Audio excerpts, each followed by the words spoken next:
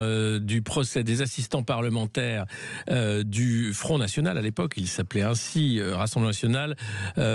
Hier, c'était la réquisition du parquet. Je rappelle donc ce qu'a dit le procureur Nicolas Barret. Le député européen ne peut pas faire un libre usage de son assistant parlementaire, sinon cela est constitutif de détournement de fonds publics. Et donc, le parquet réclame l'inéligibilité pour 5 ans de Marine Le Pen. 5 ans de prison, dont 3 avec sursis, et 300 000 € d'amende. La décision sera rendue au premier trimestre 2025. L'accusation parle d'un système qui a été mis en place entre 2004 et 2016 pour rémunérer avec l'argent du Parlement européen des assistants parlementaires qui travaillaient en réalité pour le parti. Et c'est là tout ce qui est difficile de comprendre, comment un assistant parlementaire ne pourrait pas travailler pour un parti. Donc il y a vraiment un problème. On se rappelle bien sûr du procès pour les mêmes faits du MoDem, des faits similaires. De son côté, le Parlement européen a évalué le préjudice à 4,5 millions d'euros. Mais grand seigneur, il n'en réclame que 3,4, une partie ayant été remboursée. Et Marine Le Pen a trouvé évidemment le parquet outrancier dans ses réclamations. On va l'écouter, sa réaction. Une volonté du parquet qui est celle en réalité de me priver, et même de priver les Français, disons, de la capacité de voter pour qui ils souhaitent. La seule chose qui intéressait le parquet, c'était Marine Le Pen. Marine Le Pen, pour pouvoir demander, encore une fois, son exclusion de la vie politique, avec exécution provisoire, et puis le Rassemblement National pour pouvoir ruiner le parti. Ce que j'espère, c'est que le tribunal ne suivra pas.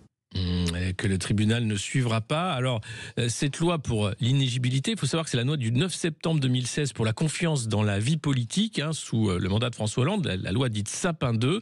Et c'est une loi qui ne plaît pas trop à Gérald Darmanin, qui a écrit un post sur X, anciennement Twitter, pour défendre Marine Le Pen. Il serait profondément choquant que Marine Le Pen soit jugée inéligible et ainsi ne puisse pas se présenter devant le suffrage des Français. Combattre Madame Le Pen se fait dans les urnes, pas ailleurs. Si le tribunal juge qu'elle doit être condamnée, elle ne peut l'être électoralement sans l'expression du peuple. N'ayons pas peur de la démocratie et évitons de creuser encore plus la différence entre les élites et l'immense majorité de nos concitoyens.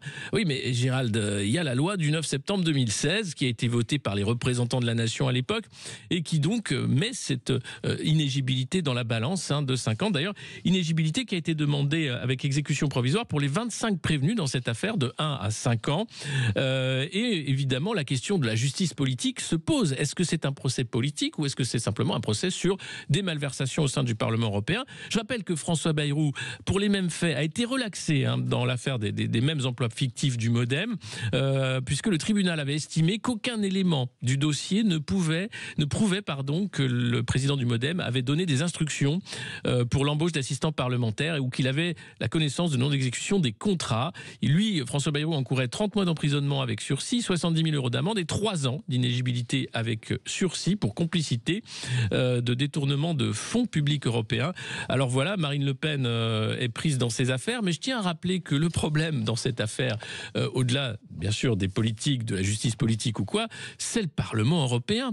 Dans un article du Monde du 31 janvier 2024, on apprend qu'au moins un quart des eurodéputés sont impliqués dans des affaires ou des scandales. Un quart des eurodéputés. Donc le Parlement européen, entre le Qatargate, les lobbies d'influence, la Russie et tout ce qui fait que finalement, quand on est à Bruxelles, on profite grassement des lobbies. C'est peut-être ça le problème, et même au-delà, bien sûr, cette Commission européenne et cette Europe qui voudrait que nous soyons compétitifs, mais finalement désindustrialisants.